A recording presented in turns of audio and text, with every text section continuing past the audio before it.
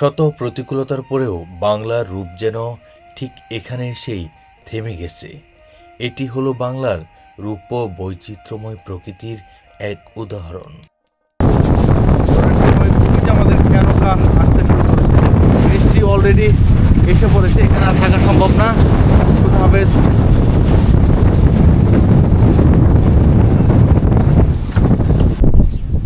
হঠাৎ করে চরে কালবৈশাখী ঝড়ের আভাস দেখা দিল, একদম পুরো আকাশ কালো মেঘ এসে এগুলো, প্রচুর পরিমাণে বাতাস শুরু হয়ে গেছে। আসলে চরাঞ্চলগুলোতে এই সময়টাতে থাকা অনেকটা রিস্ক। এখন আমাদের খেয়ানৌকা 5টার সময়, 4টা বাজে, কিন্তু কিছু করার নাই, কথাও বলতে পারছি না, এত পরিমাণে বাতাস।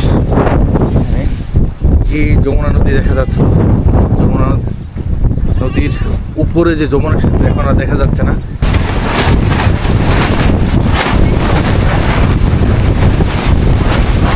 প্রচন্ড ঝড়।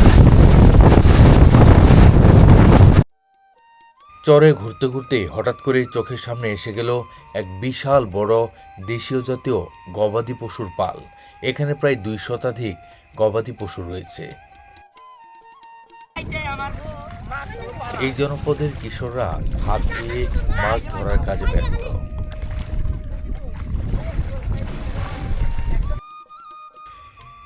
বাংলার রূপ যেন ঠিক এখানে এসেই থেমে গেছে, যেখানে আকাশ নেমে আসে নদীর বুকে আর নদী মিশে যায় মানুষের জীবনের সঙ্গে।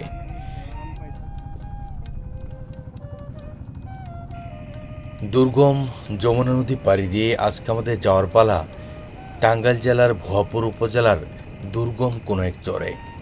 আজকে আপনাদের দেখানোর চেষ্টা করব সেই জনপদের মানুষদের জীবনচিত্র ও রূপ বৈচিত্র্যময় প্রকৃতির চিত্র।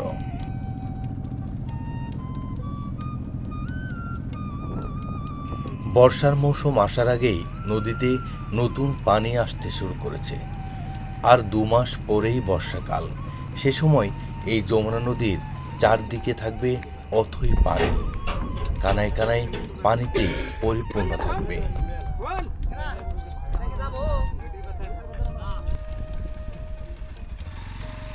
মোটরসাইকেলে করে পলিন ভাই আর আমি এগিয়ে চলছি এই জনপদের বসত ভিটার দিকে এগিয়ে যাওয়ার জন্য। আমরা এখন অবস্থান করছি যমুনা তীরবর্তী এক দুর্গম চরে। এই চরে অবস্থান যমুনা সেতুর একদম নিচে। আপনারা হয়তো পেছনে যে সেতুটি দেখতে পাচ্ছেন, এটি হচ্ছে যমুনা সেতু, আর এই যমুনা সেতুর নিচেই অবস্থান এই নতুন একটি চর। যদিও এই চরের বয়স হয়েছে অনেক, প্রায় 15 কিংবা 20 বছরেরও বেশি বয়স হয়েছে।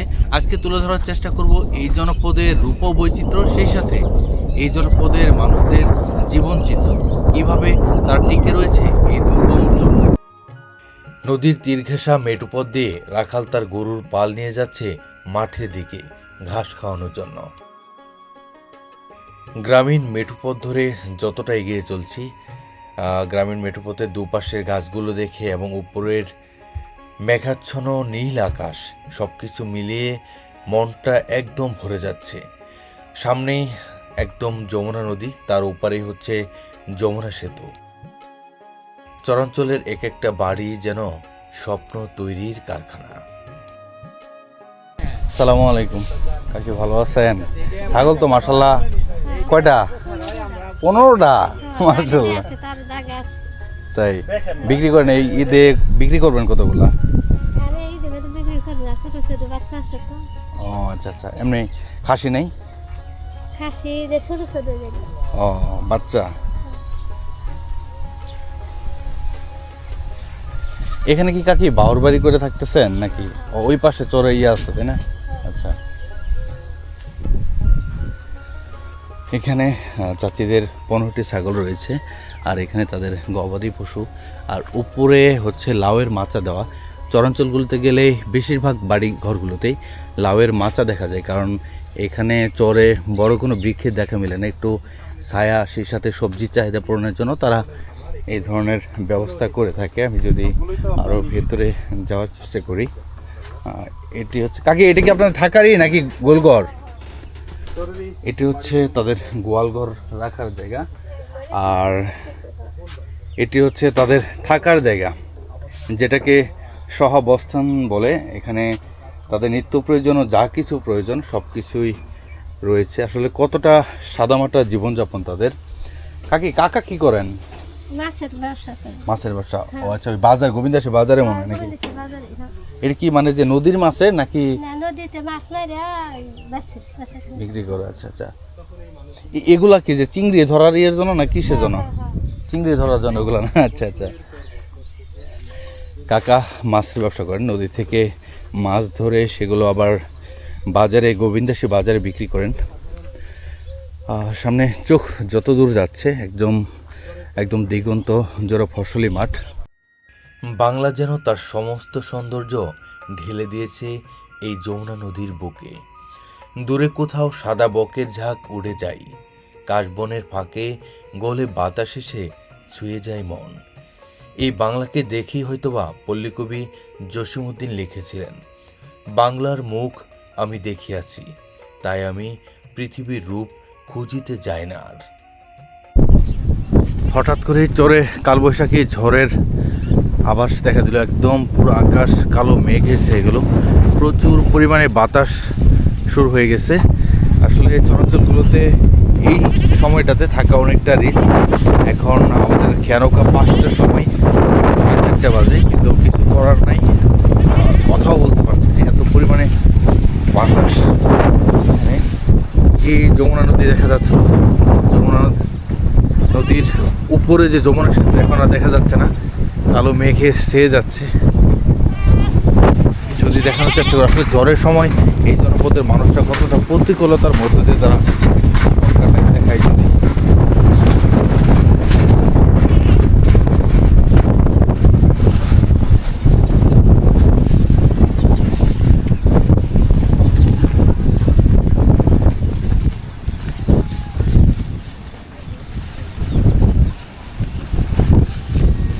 এই হচ্ছে চরের জীবন, কতটা সংগ্রাম প্রতিকূলতার মধ্য দিয়ে তারা জীবন কাটিয়ে নেয়। দেখেন, প্রকৃতির কাছে না আসলে আসলে বোঝা যায় না জীবন কতটা কঠিন।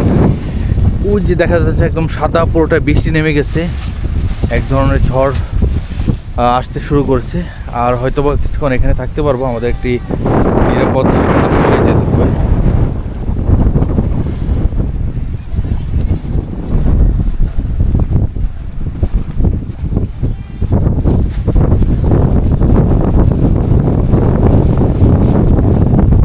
বৃষ্টি করো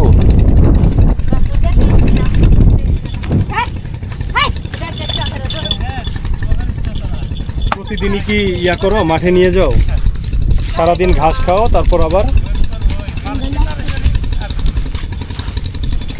আপাতত তাহলে কি 20টা এনকি গোসল করাইতে নিয়ে যাইতেছেন?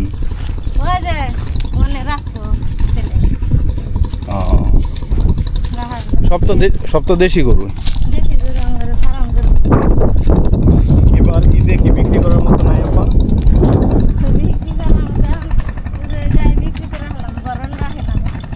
ঈদে সাইডে দিবেন না? একটাই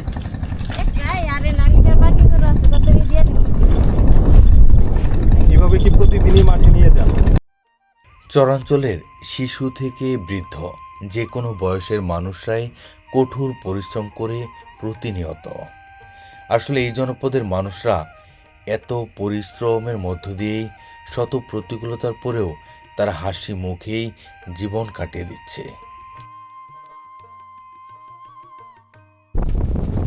নদী তীরবর্তী চরাঞ্চলের মানুষদের জীবন নিয়ে অনিশ্চয়তার মূল কারণ হচ্ছে নদী ভাঙন ও প্রাকৃতিক দুর্যোগ।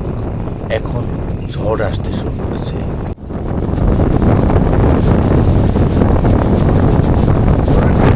আমাদের খেয়ানৌকা আসতে শুরু করেছে, বৃষ্টি অলরেডি এসে পড়েছে, এখানে আর থাকা সম্ভব না। খুদাহাফেজ।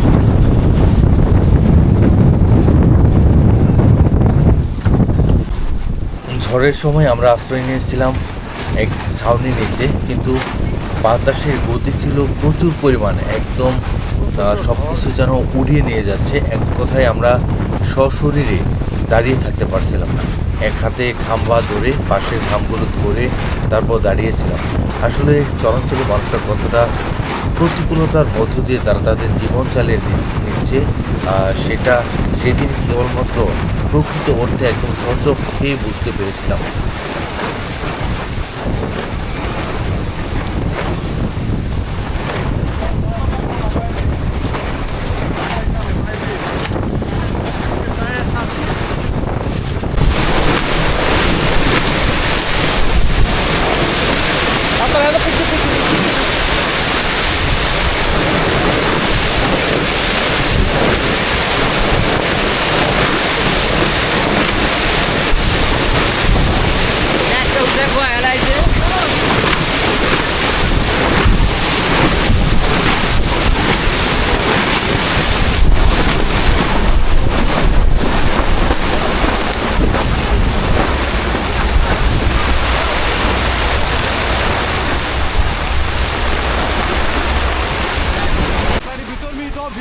যে গতিতে বাতাস বইছিল সেটা মিনিমাম 70 থেকে 80 কিলোমিটার বেগে বাতাস বইছিল।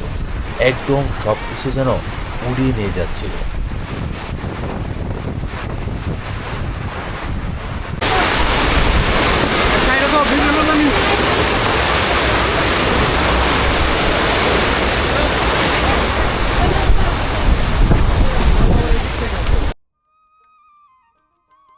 দীর্ঘ প্রায় 3 ঘন্টা টানা বর্ষণের পর বৃষ্টি থেমেছে। এই জনপদের সাধারণ মানুষরা এগিয়ে যাচ্ছে খেয়ানৌকার ঘাটের দিকে। নৌকা অলরেডি চলে এসেছে, তারা যাবে নদীর ওই পারে কোনো এক দুর্গম চরে। আসলে চরাঞ্চলের মানুষরা তারা তাদের জীবনকে কতটা প্রতিকূলতার মধ্য দিয়ে প্রতিটা দিন পার করে নেয়, সেটা আসলে কাছ থেকে না দেখলে বিশ্বাস করা যাবে না। কতটা সংগ্রাম, কতটা প্রতিকূলতার মধ্য দিয়ে তারা তাদের দৈনন্দিন জীবনকে চালিয়ে নিচ্ছে। এখানে প্রতিটি দিন শুরু হয় সংগ্রামের মধ্য দিয়ে। নদী ভাঙন আছে, বন্যা আছে, অনিশ্চয়তা রয়েছে, তবু মানুষগুলো বেঁচে থাকে একমাত্র আশা নিয়ে। ভোরে কৃষক মাঠে যায়, নারীরা সংসার সামলায়, শিশুরা কাদা মাটিয়ে স্কুলে যায়। অভাবের মাঝেও তাদের চোখে থাকে এক ধরনের শান্তি, যা শহরে হাজার আলোতেও খুঁজে পাওয়া যায় না। নদী তীরবর্তী চরাঞ্চলের এমন দৃশ্য দেখে মনে পড়ে গেল কবি জীবনানন্দ দাশের কথা, তার সেই অমর অনুভূতি। আবার আসিব ফিরে ধানসিঁড়িটির তীরে এই বাংলায়।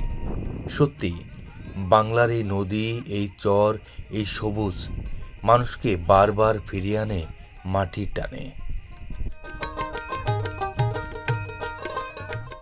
এখানে প্রায় 2 শতাধিক পালিত দেশীয় জাতীয় গরু রয়েছে। আসলে বর্তমান সময়ে এমন দৃশ্যের দেখাই পাওয়া যায় না। আমি আমার জীবনে এই প্রথম এতগুলো দেশীয় জাতীয় গরু, অর্থাৎ গরুর পাল একসাথে এই প্রথম দেখলাম। আমি জানি না আপনারা কখনো এমনটা দেখেছেন কিনা, কিন্তু আমার কাছে এটাই প্রথম। সত্যি এমন প্রকৃতি দেখে আমার মনটা একদম ভরে গিয়েছিল।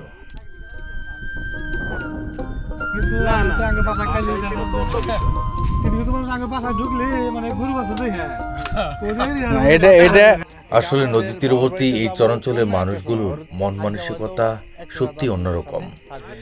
কয়েক মিনিটের পরিচয় তাদের সাথে, আর এর মধ্যেই তারা আমাদেরকে আপন করে নিয়েছে, নেমন্ত্রণও দিয়ে দিয়েছে যে কোনো একদিন এক বেলা যেন তাদের সাথে খাওয়া দাওয়া করি।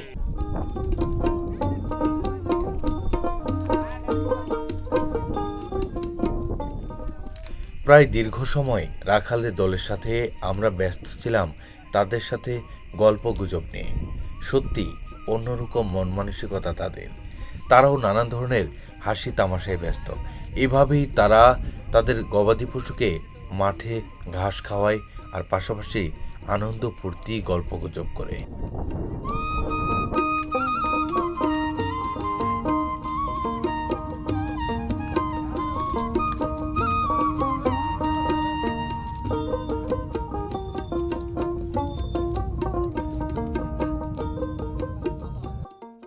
চরাঞ্চলের গৃহিণীরা পরিবারের পুরুষদের মতো সহযোদ্ধা হিসেবে কাজ করে পরিবারকে সামনের দিকে এগিয়ে নিয়ে যাওয়ার জন্য। আসলে নদী তীরবর্তী এপারে চরগুলোতে গেলেই সংগ্রামী মানুষদের দেখা মেলে। তার মধ্যে ওইখানে একজন কাকা আর এখানে একজন কাকা, তারা নিজের গবাদি পশুর জন্য ঘাস কাটার জন্য এপারে আসছেন। হ্যাঁ, গাছ কাটা নেই, ওই যে ডোঙ্গা রয়েছে কোষাম করে। আসলে জীবনটা কাকা মানে সংগ্রামের মধ্যে দিয়ে পার করতে হয়েছে, তাই না? হ্যাঁ, ঘাস কাটা শেষ আপনার? শেষ এখন। এটা তো হচ্ছে আজকের মতন আর এই গাছটা হচ্ছে ঝাউ গাছ না? এটা এটা যাই গাছ। সুন্দরবনে যে গাছের সবচেয়ে বেশি দেয়া পাওয়া যায়, আর এটা এখন দেখা যায় যে ব্রহ্মপুত্র বা যমুনা নদীর তীরবর্তী সাইডগুলোতে। আগে জালদার নাই, তাই এখন জাল লাগা। আচ্ছা আচ্ছা। সন্ধ্যা নামলে পুরো চর জুড়ে নেমে আসে এক অপার্থিব নীরবতা। দূরে ভেসে আসে আজানের ধ্বনি। গরু ফিরে আসে বাড়িতে, চুলোয় ধোঁয়া উঠতে থাকে আকাশের দিকে। লাল সূর্য ডুবে যায় এই যমুনারই বুকে। আর তখন মনে হয় এই পৃথিবী এখনও কিছু জায়গা রয়েছে যেখানে প্রকৃতি আর মানুষ একসাথে বাঁচে নিঃস্বার্থ ভালোবাসায়। আসসালামু আলাইকুম। বাড়িতে কেউ আছেন?